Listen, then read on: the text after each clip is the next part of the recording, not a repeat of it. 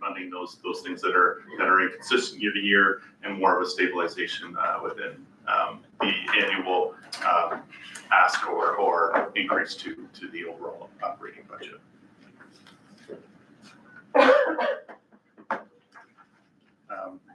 This slide shows the multi-year investment as proposed through this budget.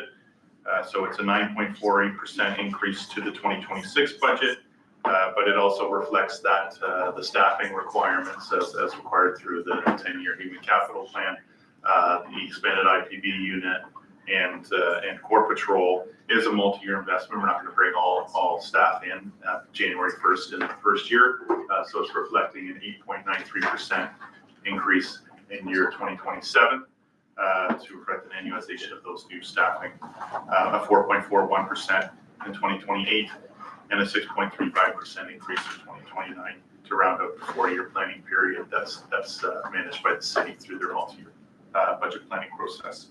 So again, this includes annualization of all positions proposed through the 2026 budget, a continuation of the 10-year human capital deployment strategy, which is 13 new officers in each of those years, 26, 27, 20, 29, and the increases in the reserve financing strategy over that planning period, as well as a kind of preliminary outlook for the impacts of a new central station in 2029.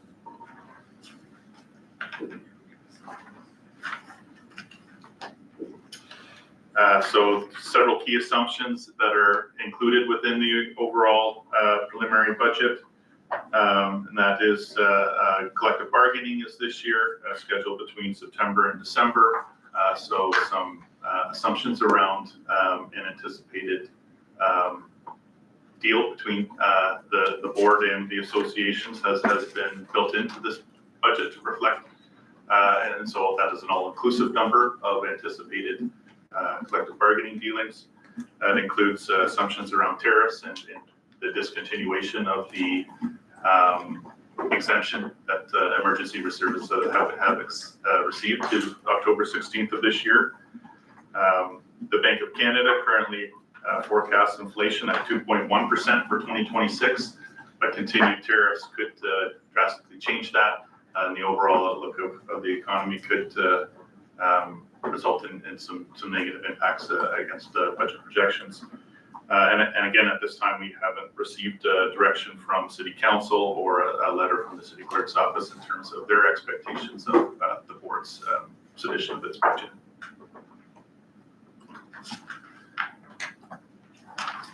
So at this point, Senior Command will continue to review the budget for potential mitigation strategies, and we'll bring forward any proposed amendments to future budget committee meetings. This is the first of 4 scheduled budget committee meetings. We'll continue to refine assumptions, including collective bargaining. We've received some final benefit numbers from city staff, and we'll continue to find assumptions around tariffs as information becomes available throughout the process. Budget committee is encouraged to review the documentation that has been disseminated at the meeting, and to reach out to myself or Senior Command for additional questions after today's meeting and throughout the scheduled process. And with that, that concludes the presentation this morning. Thank you to the committee for your time and attention, and we have staff available today to answer any questions that you have for need of further clarification throughout deliberations of the budget. Thank you, Mr. Robertson. Board members have any questions at this point? Member Craig? Yeah, I would like some information about, I'll ask more questions about this, and I'll send them in writing when I have a chance to look at everything in more detail, but you talked about WSIB specific to trying to, there's costs there, cost pressures there. I'd like to understand that whole situation a little bit better. I think I have a reasonable understanding from previous budgets, but for example, I think Deputy Chief Hamilton said this at a recent public meeting. We talked about the traffic safety unit, that's what it's called. There are 19 or 20 people that were originally hired to be part of that unit, like 12, I think. 18 in the unit. Right, and there's only 12 available or 11 available at a time lately. Is Is this related to that? Like, can I better understand, exactly how much it's costing us to do this? And what the changes between sort of our previous practice of how, because you're saying there's now 24 months, you said it was? Yes. If I remember correctly, 24 months. How does that differ from our previous practice? So just like unpacking those things would be helpful, and I might have a couple of follow-up questions about that. Through you, Chair. So, when a member goes off on WSIB, so within the budget process itself, we staff to we budget to full staff complement. When a member is off on WSIB under the collective agreement, we can't backfill that position right away. So there's a hole or a vacancy within the unit until we reach in past board reports. We've received board's approval to backfill members who have been off for a consecutive 24-month period with no prognosis of returning to work or no expectation of returning to work in the near future.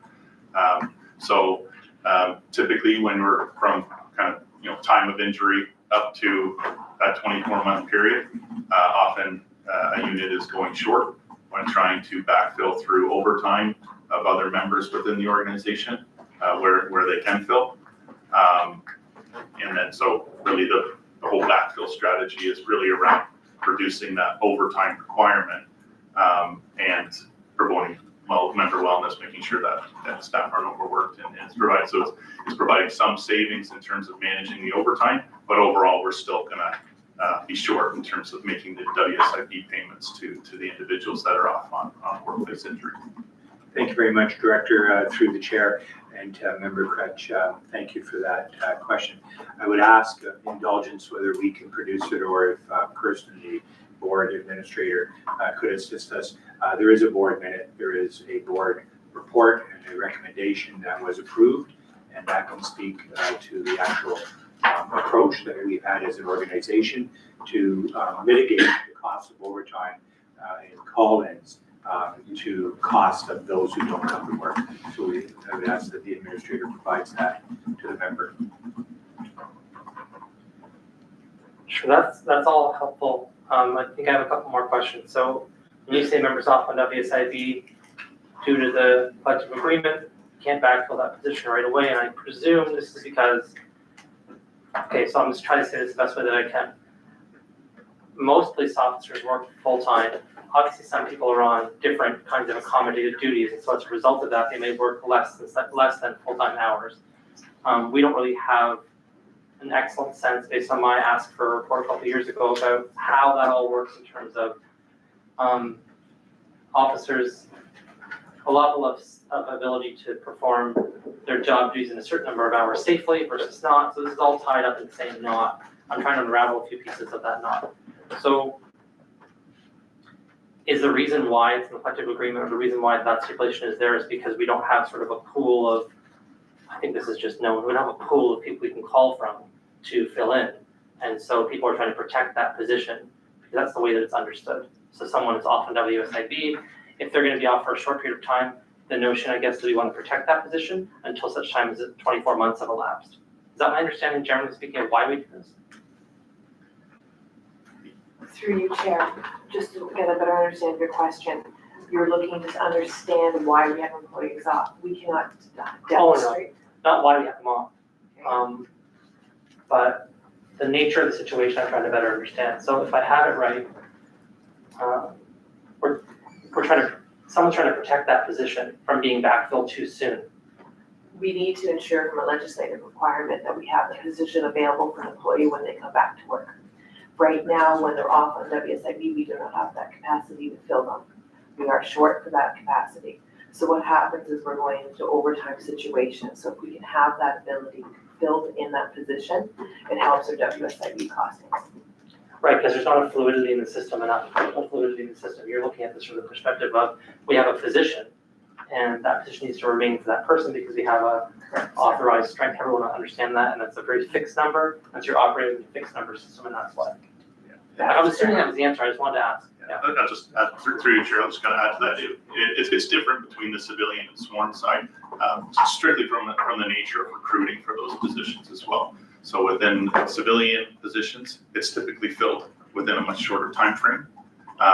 But within the sworn side, you've got a longer recruitment process and requirement to train and go to OPC in order to fill a position. Sorry if I said something wrong there. That's okay, through you, Chair. For the civilians, we actually have the same rule as well, that we have to wait for the 24-month period before we're allowed to backfill them. What the only difference of availability for us is we can temporarily backfill a civilian, but that's again taking through internal resources, which means another hole is being created especially on the internal side for the civilians. We have the same issue, we just have a better capacity to fill the civilians after 24 months versus the sworn at this time, based on collective agreement language. Right, so obviously paying people at whatever regular time instead of overtime is gonna be more cost effective, and so how are we quantifying all of our overtime costs related to this specifically in the budget? Do we quantify that somewhere so it's easy to see? Because I'm trying to understand what are all the financial implications of everything you're saying.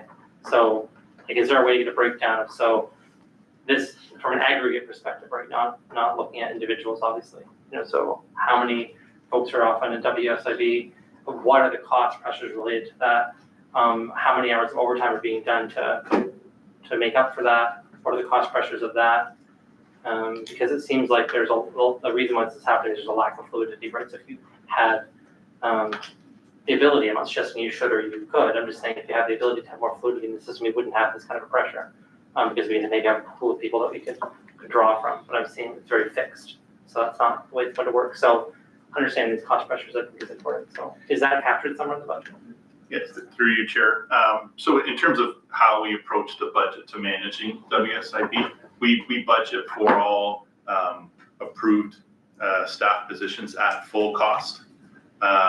When a member goes off on WSIB, there is a savings against paying someone on because there's no deductions, there's no requirement to remit income taxes for members on WSIB. So there's small savings in terms of that managing within the individual position.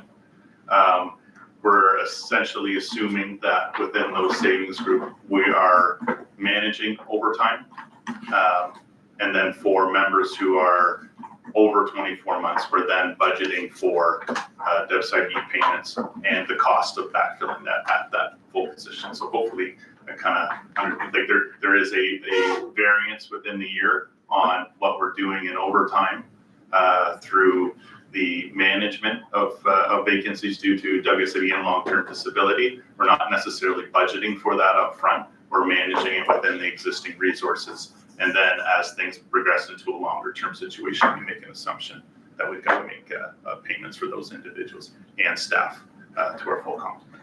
As far as a line of being able to articulate, it also was specified within the collective agreement through the chair, what is the minimum staffing required to function in each division and each positional code. So it's not just made up, there is a clear line to articulate why call-in is activated in order to backfill to achieve minimum. Routinely, as Member Pauls had said, we are running below minimum and through the 24-hour period, trying to then canvass through other departments the backfill, which unfortunately then has a budget pressure of time and a half. Yeah, so I guess what I'm asking is, can you qualify these things or quantify them, pardon me, as some extra piece of paper somewhere in this budget that shows how this all works, right? So you're talking about cost savings through potentially individuals who are on WSIB. You're also talking about the costs of overtime for these individuals. We're also talking about what we pay out as part of WSIB. So like, as far as I recall from the budget, we don't have that level of granularity, and it's hard to understand it without that, to be able to say, here are the actual individual cost pressures that are related to this programming. So there's some way to provide that information. It'd be extremely helpful to understand, because I hear what you're saying, but until I see the numbers and what the impact of this is, it's difficult to understand. And also understanding how many overtime hours are being required to do this, right? So that some reverse math can be done to be like, okay, we would be saving this much if this weren't the case. And just so it's really clear how this works. I think we talk about this every year. I think myself and the public, generally speaking, don't have a lot of understanding of how it actually works.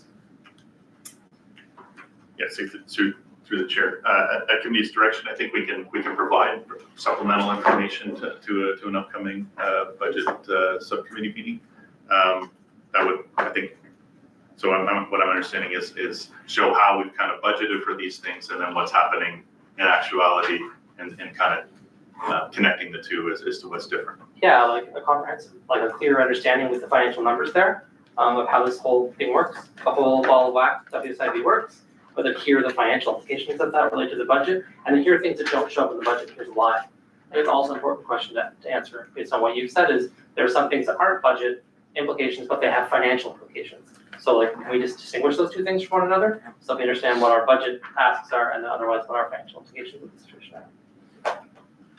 And if you have historical information, that's helpful too, like if you can show in the last 5 years what this looks like, that's even more helpful. And so we can identify if there are any trends that are happening, right? So that the board can say, okay, this is going up, this is going down, this is staying the same, right? If it's like alarmingly going up or down, that's probably something we should know about in the context of the budget.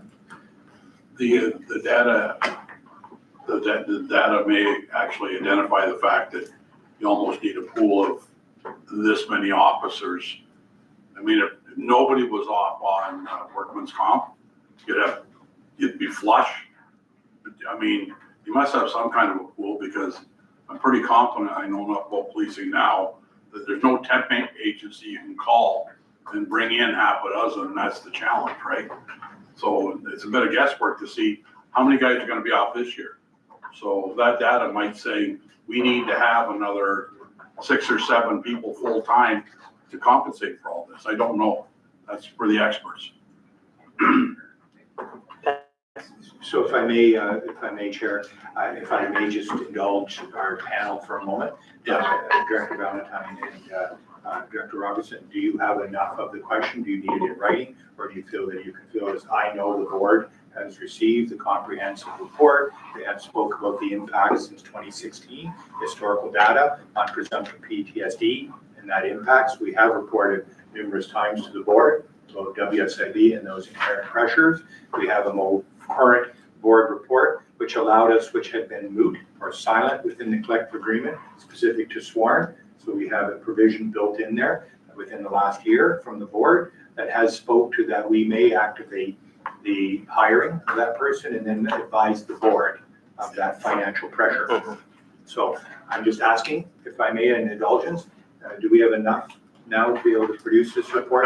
Take this direction. You know, Yes. Chief, if I may, Member Craig said that he would commit it to writing. Would you feel comfortable doing that? So then when they come back, they've got everything that you're looking for? Sure, I'm happy to do that. Like, I also don't know what I don't know, so I'll put it in writing the best I can. Yeah, enough. Lots of parts of this are me just trying to figure out things that are not in that, because other reports are very helpful, but they don't have that detailed financial information that I think relative to the budget, which is what I'm kind of looking for. Yeah, I understand why this is happening, right? And I think anyways, that's all evident in the reports, but the mechanics of how it all works out financially don't really make sense. Like, for instance, if you look at I won't talk too much longer, but if there's, I don't remember the exact numbers, 12.1% that we have or something like that in terms of vacancies or issues, around 12%.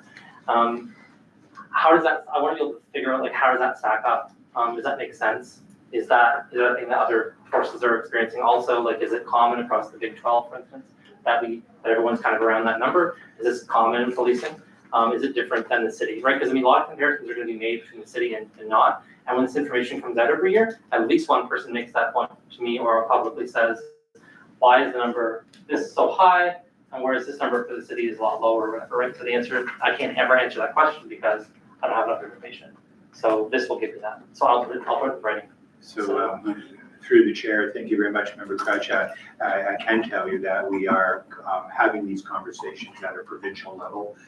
We are generally below the provincial average, those that are on and impacting WSIB. Also, I just would like to make note, and I would ask that we refer ourselves to page 8 of the slides about budget drivers. We have worked very closely with the city of Hamilton. We have also got to a point now where, in fact, we have had the luxury of offsetting some of the WSIB pressures. The city of Hamilton, in fact, are our employer, city management on that file, but we now bear the full responsibility of underwriting the WSIB impacts. And that's why those budget pressures are transparent and held accountable in this process. Is that correct, Duncan? Yes.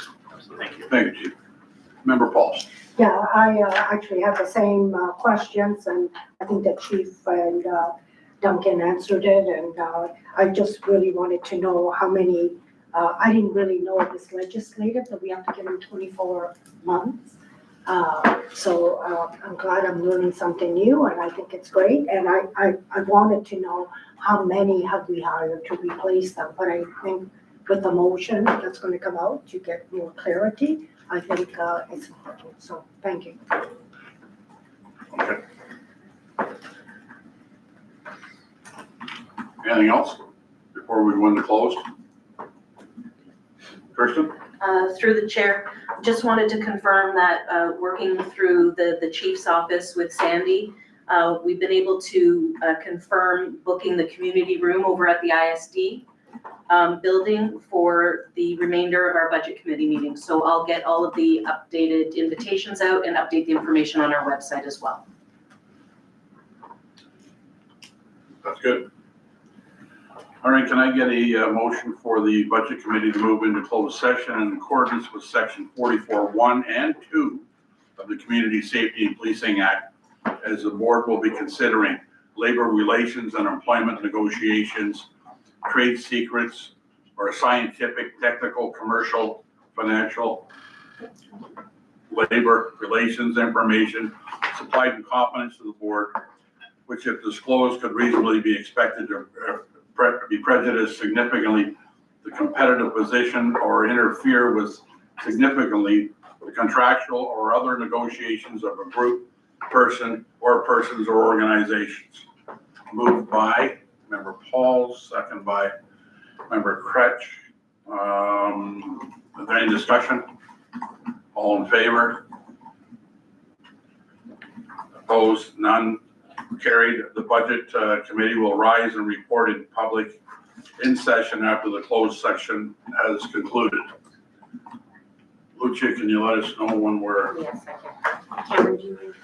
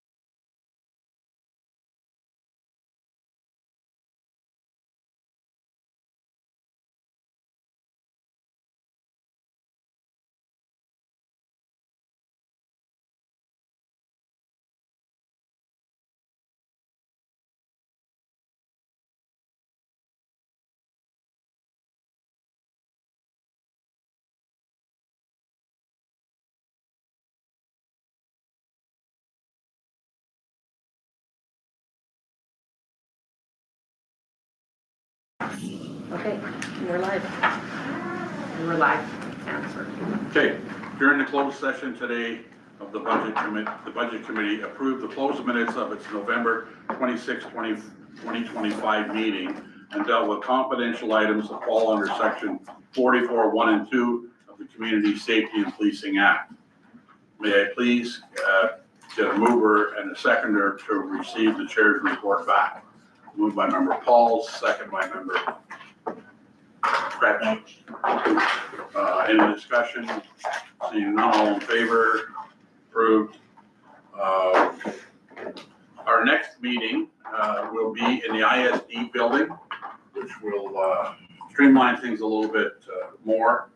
Director Robertson, I'd like to thank you for your reporting and your work, Chief, and your team. I know there's a lot goes into this, and we're grateful for your time and your effort and your consideration to our thoughts and questions.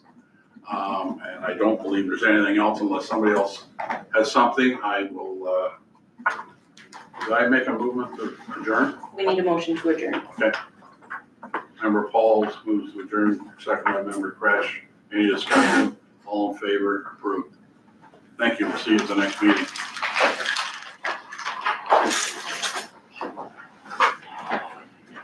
We're